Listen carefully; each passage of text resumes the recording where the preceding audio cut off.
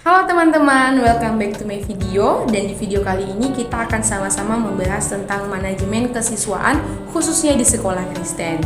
Jadi sebelum kita mulai, teman-teman perlu tahu bahwa manajemen kesiswaan itu merupakan aspek yang sangat penting dalam pengelolaan sekolah yang berfokus pada pengembangan dan pembinaan di luar aspek akademis. Jadi biasanya manajemen kesiswaan mencakup berbagai program dan kegiatan teman-teman yang ini dirancang untuk mendukung perkembangan fisik, mental, sosial, dan emosional siswa.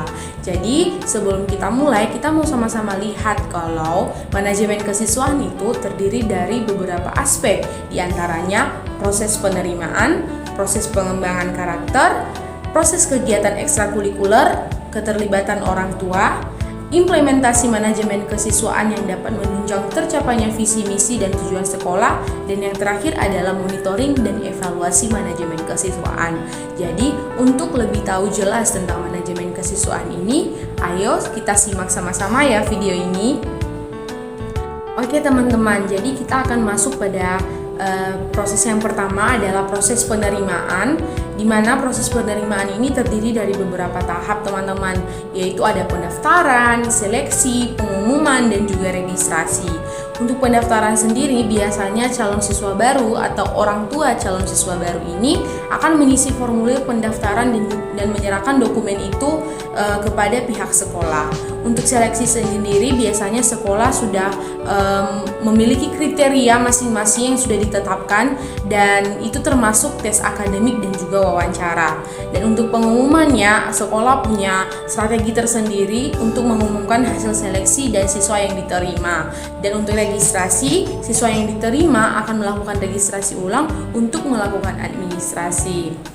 Nah, untuk kriteria penerimaan itu juga teman-teman itu juga akan disesuaikan dengan sekolah masing-masing ya.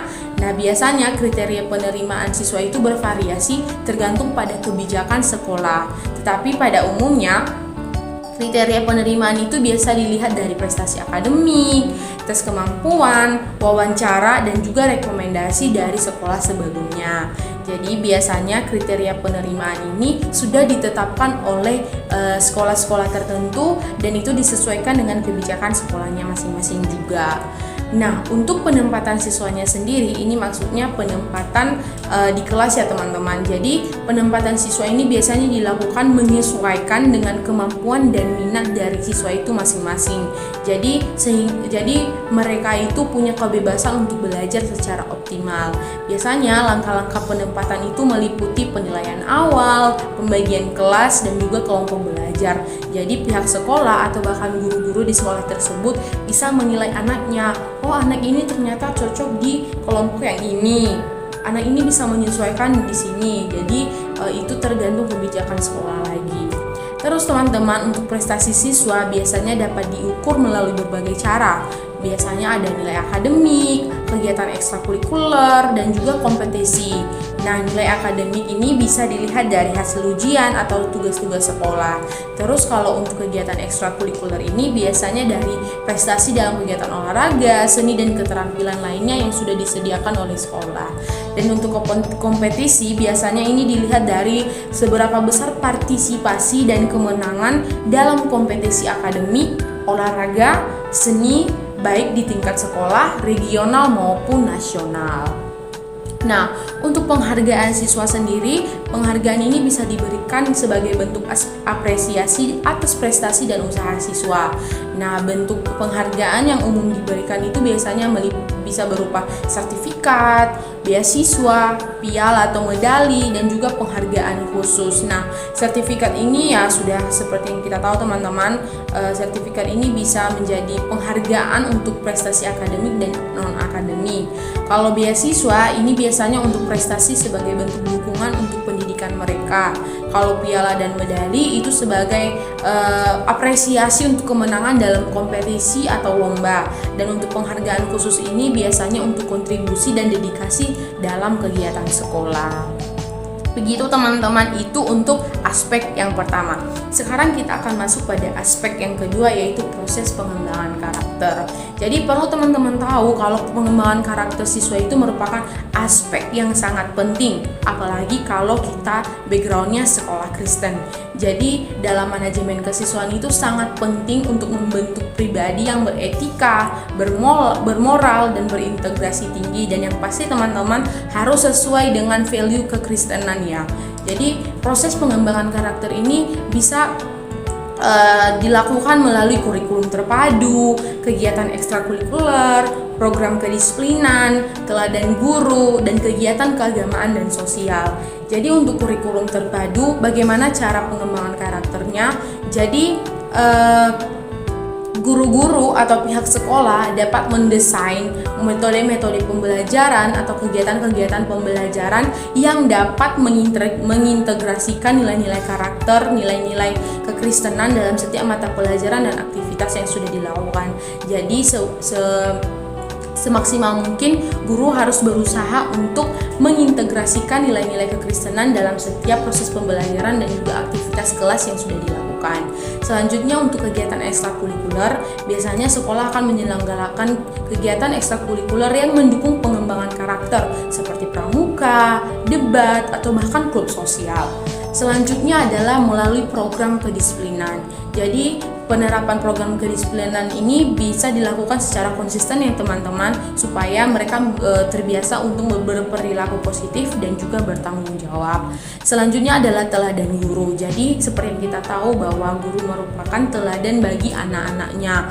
Jadi guru berperan sebagai teladan untuk menunjukkan sikap yang baik dan perilaku yang diharapkan dari siswa. Jadi kalau teman-teman atau teman-teman guru, sesama guru mau anak-anak ini berperilaku baik, maka kita sebagai guru atau sebagai orang yang dewasa harus menunjukkan perilaku baik juga, supaya mereka bisa mengikuti atau menjadikan kita sebagai contoh, sebagai role model untuk pengembangan karakter mereka. Selanjutnya adalah kegiatan keagamaan dan sosial. Biasanya untuk sekolah-sekolah Kristen, penyelenggaraan kegiatan keagamaan dan sosial itu biasanya untuk mendukung tercapainya visi misi dan tujuan sekolah. Biasanya dari bakti sosial, kegiatan apel pagi, devosi, perayaan hari-hari besar kekristenan. Jadi itu biasanya dilakukan sebagai bentuk bahwa sekolah ini adalah sekolah Kristen gitu. Jadi itu untuk poin yang kedua. Poin yang ketiga adalah pelayanan bimbingan konseling. Jadi untuk bimbingan konseling ini merupakan layanan yang membantu siswa dalam mengatasi masalah pribadi, sosial, akademik, dan karir. Jadi pelayanan ini bisa terdiri dari bimbingan individual, kelompok, penilaian diri, kolaborasi dengan guru, atau rujukan eksternal. Jadi ini akan dilaksanakan oleh pihak sekolah atau guru-guru dan melakukan kerjasama kepada pihak eksternal supaya proses pelayanan bimbingan konseling ini bisa berjalan sesuai dengan yang diharapkan dan yang pasti dapat membantu siswa-siswi di sekolah tersebut. Selanjutnya adalah pembinaan murid. Nah, pembinaan murid ini bertujuan untuk membantu siswa mencapai potensi maksimal mereka teman-teman melalui berbagai program dan kegiatan. Misalnya pengembangan akademik, pengembangan minat dan bakat, kesejahteraan siswa, pengembangan sosial, persiapan karir. Jadi pada pembinaan murid ini benar-benar program-program atau kegiatan yang dirancang itu sesuai dengan kebutuhan, sesuai dengan potensi, dan sesuai dengan kondisi zaman yang akan dihadapi ke depan, sehingga sekolah itu berusaha untuk mempersiapkan murid-murid untuk bisa menghadapi kehidupan di masa depan. Nah, untuk proses kegiatan ekstrakurikuler sendiri, biasanya sekolah akan melihat beberapa aspek untuk merancang kegiatan ekstrakurikuler, diantaranya yaitu mengidentifikasi kebutuhan dan minat siswa, melakukan perencanaan dan pengorganisasian kegiatan seperti menentukan jenis kegiatan, menyusun jadwal, menyiapkan anggaran. Terus sekolah juga melakukan rekrutmen dan pelatihan kepada pembina ekstrakurikuler. Seterusnya promosi dan pendaftaran kegiatan, pelaksanaan kegiatan, evaluasi dan penilaian. Jadi evaluasi dan penilaian ini bisa dari siswa, pembina, dan juga observasi langsung dari pihak sekolah. Dan yang selanjutnya adalah penghargaan dan pengakuan terhadap siswa-siswi yang aktif mengikuti kegiatan ekstrakurikuler dan pengembangan berkelanjutan. Pengembangan berkelanjutan yang dimaksud ini adalah proses pelatihan yang dilakukan secara berlanjut. Jadi ketika sudah melewati tahap 1 akan dilanjutkan untuk proses yang lebih maksimal lagi. Nah, keterlibatan orang tua terhadap manajemen kesiswaan di sekolah ini bisa dilakukan melalui komunikasi terbuka, partisipasi dalam kegiatan sekolah, dukungan dalam pembelajaran rumah, kolaborasi untuk pengembangan karakter, dan feedback serta evaluasi. Jadi untuk komunikasi terbuka ini biasanya dilakukan melalui pertemuan rutin, laporan secara berkala, dan juga media komunikasi. Kalau untuk partisipasi dalam kegiatan sekolah, biasanya orang tua akan diundang ke acara sekolah yang melibatkan anak-anaknya, selanjutnya dari ekstrakurikuler dan juga komite sekolah. Dukungan dalam pembelajaran rumah ini maksudnya teman-teman, orang tua itu bekerja sama dengan sekolah untuk melakukan bimbingan belajar ketika anak-anaknya itu menerima pembelajaran rumah atau PR, supaya orang tua dan sekolah itu bisa sama-sama melihat progres anaknya. Selanjutnya adalah kolaborasi untuk pengembangan karakter. Jadi biasanya ini untuk aktivitas sosial, nilai-nilai yang bisa diterapkan di dalam rumah. Terus selanjutnya adalah feedback dan evaluasi. Jadi feedback dan evaluasi ini bisa dilakukan berupa survei, forum diskusi, ataupun evaluasi secara besar-besaran.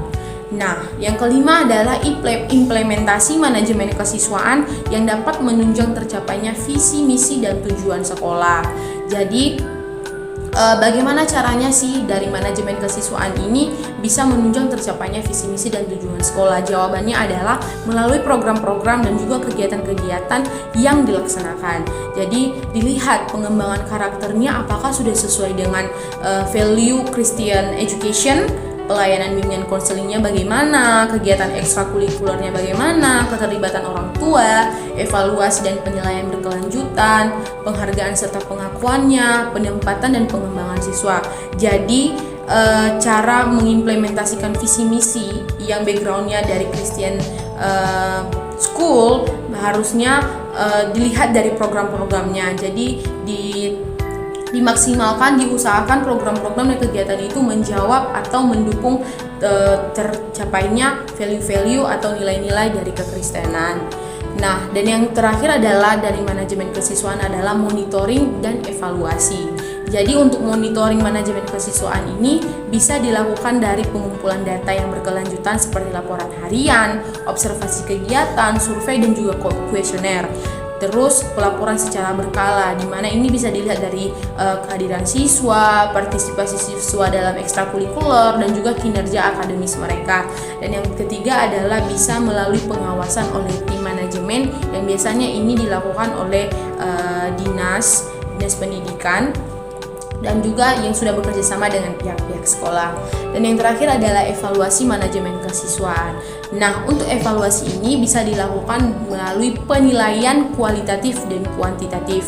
Untuk kualitatif bisa melalui wawancara dan diskusi, sedangkan kuantitatif itu bisa dari analisis data statistik seperti tingkat kehadiran, nilai akademis, dan partisipasi ekstrakurikuler. Dan yang terakhir adalah penilaian berbasis hasil, di mana ini bisa dilihat dari prestasi siswa, perkembangan karakter mereka, kepuasan siswa, dan juga orang tua. Jadi teman-teman, untuk manajemen kesiswaan ini ada banyak hal yang sangat penting untuk diperhatikan, apalagi jika backgroundnya itu adalah sekolah Kristen. Jadi penting sekali jika program-program dan kegiatan-kegiatan yang dilaksanakan itu dia dapat menjawab atau mengimplementasikan nilai-nilai kekristenan supaya anak-anak itu benar-benar bertumbuh dan mengenal Kristus sebagai Tuhan dan Juru Selamat mereka. Terima kasih.